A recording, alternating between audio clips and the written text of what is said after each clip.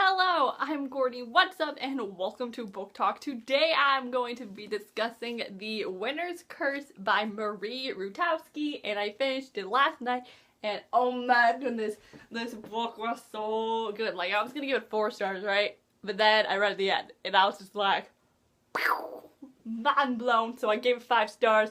GOODREADS, because this book was great. It was just exactly what I needed, because I actually picked this book up over like a year ago now, and I read, I don't know, like 80 pages, and it was good, but I was in a read slump at that time, so I put it down, and I was like, okay, maybe one day I'll go back to this world, and I did. I finally picked it up again, and I read the whole thing, and oh my goodness, I'm so glad I read it, because oh, this was so good. I'm so excited to marathon this series, because this book was just a really great first book. I'm so excited to see where the series is going to go, and if you don't know what this series is about, it follows a girl named Kestrel, and she comes from this aristocratic family. She's a Valorian, and they're like rich and smart people, and she's also the daughter of the general of this empire, and basically she goes to an auction one day where she buys a slave, and this slave has these deep, dark secrets,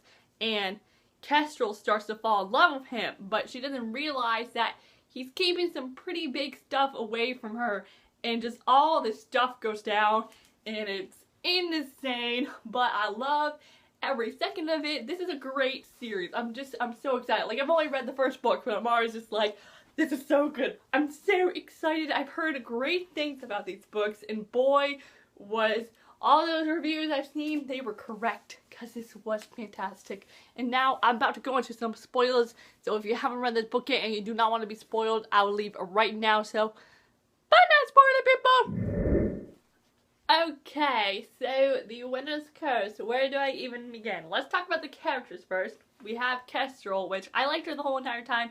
There were some moments, though, where I was kind of just like, okay, Kestrel, can you just make up your mind, though? Like, please, we all know you're in love with the slave. Just, like, go be with him.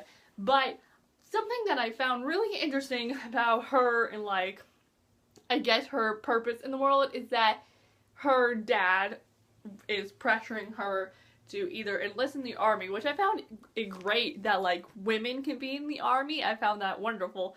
Or she has to marry someone by the age of 20, but she doesn't want to do either of these things. She just wants to be a free woman, but even though I want her to be free too, in a way, I kind of still want her to enlist, because she's such a great strategist. Like, she plays the game. She knows what to do. She's one step ahead, and I just loved how she knew all these secrets, or was at least really good at assuming things. And some of my favorite scenes is where she would be playing the game, what's the game called? Bite and Sting! I loved those scenes, especially the one where she was playing that one game with Ronan and Benix in the Erex guy. That scene was really well done. She's such a great strategist, and that was one of the things I really loved about her. And then we have her slave, Aaron, which I loved him the whole entire time. And I found it so weird, because, like, we know that he is backstabbing us. He is plotting against the Valorian people. He's a part of this rebellion.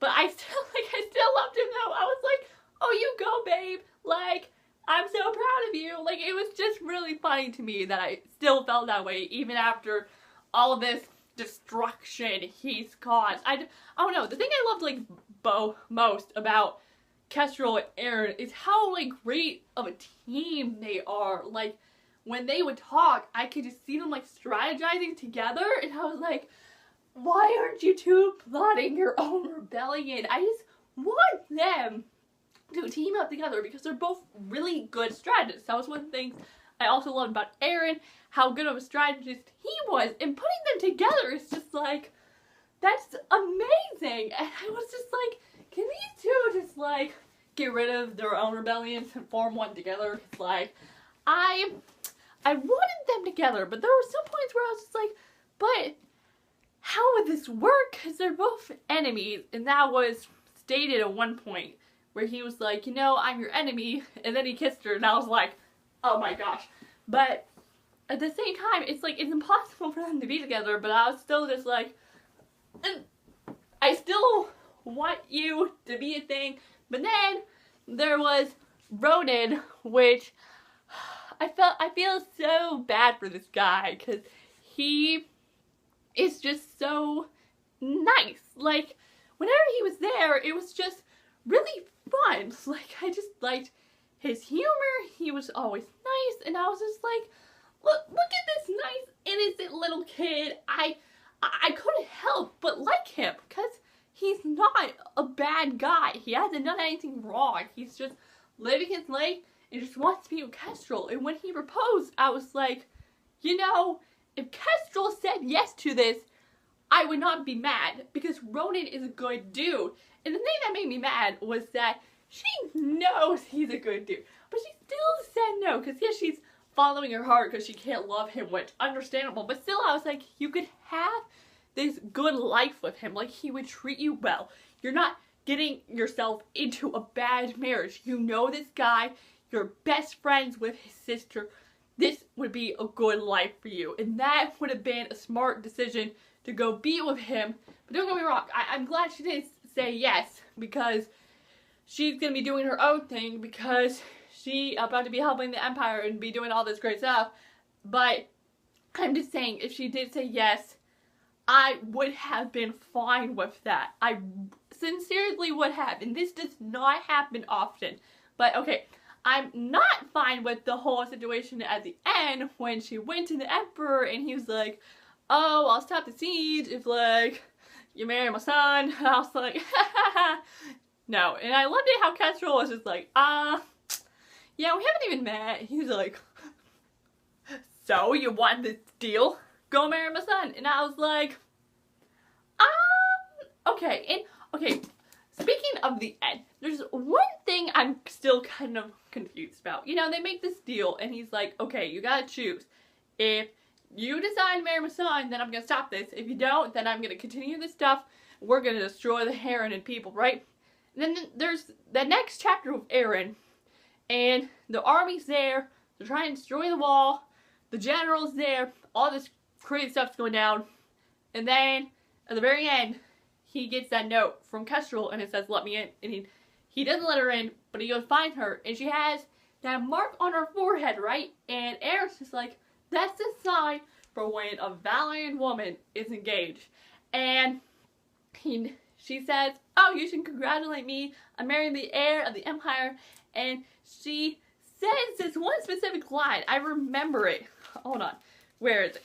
It says, congratulate me. I am to marry the heir to the Empire. She saw him believe it. She saw betrayal watch across his features and then understanding. She saw his thoughts. What does that mean? I am so, like, confused about this. Because it's like, is she actually engaged to him? Or is she not? Because that line says she saw him believe it. So that makes it sound like she's not actually engaged. That she's just doing this to make him mad? I guess, I don't know. What does this mean? I really hope she isn't engaged. Because if she is, I will not be happy. I will not be happy if she's engaged to this Emperor. Like I said, I would have been fine if she was engaged to Ronan. But if she's engaged to this Emperor's son, nope, I'm not going to be okay. And this whole conversation at the end about how she tells him about the deal, and he's like, I don't believe you, and blah, blah, blah. But then, this last little section, this, like, the last, I don't know, like 4 paragraphs, is what made this book 5-star worthy for me, where it says, please don't do this, he said. Kestrel, you don't know, you don't understand. I see things quite clearly. She began to walk to meet her father, in whose eyes she had, at last, done something to make him proud. You don't, Aaron said. She pretended not to hear him. She watched the white sky dissolve into snow and shiver apart over the leaden sea. She felt icy sparks on her skin. The snow fell on her and fell on him, but Kestrel knew that no single flame could ever touch them both. She didn't look back when he spoke again. You don't, Kestrel, even though the god of lies loves you. Oh my gosh, that is cool. But that last line, that was one of the greatest ending lines ever. Because in the book, you know, there's gods in this book. And also, that story when Kestrel was having the dream of her nurse slave Anine, I don't know how to say her name, about the god who wanted the cloak with the seamstress, but then the seamstress gave it to that kid, and then he took her away. Who do you think that god is? Is it the god of death? Or, I guess it's the god of death, but I like that story. But before the end, Kestrel accuses Aaron for being the god of lies, because the Herina believe in the god of lies. I mean, they don't just believe in the god of lies, they believe in all the gods. But then, I guess the Valorian people don't. And she accuses him of that, and then he said that lie, and I was like, wait a minute. You're the god of lies, Aaron. Are you saying that you're in love with her then?